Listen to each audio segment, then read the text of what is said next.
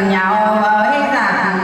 áo còn tay thêm lên các mẹ già lại phải thật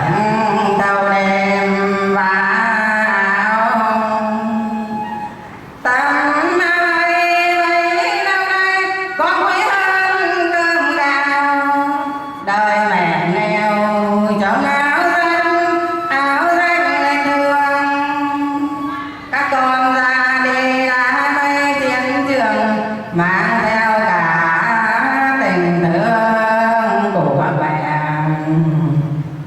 là khi thay con đi như thế bóng đi lao chợt nhớ hậu phương thì đường đang xa mà đôi chân em khỏe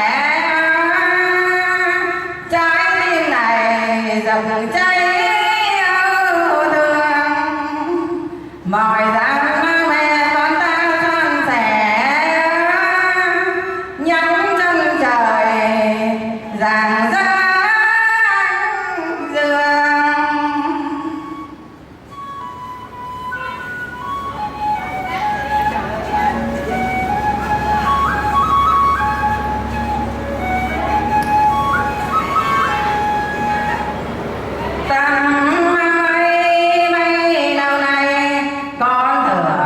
vẫn mặc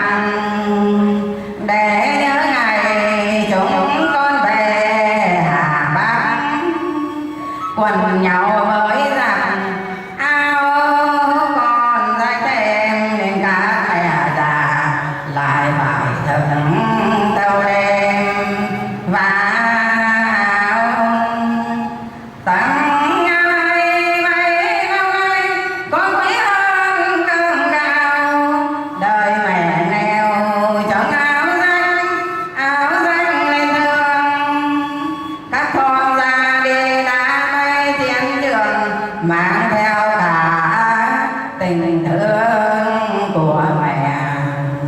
là kỳ thay con đi như thế bóng đi lao giờ nhớ hậu phương thì đường đang xa mà đôi chân nên khỏe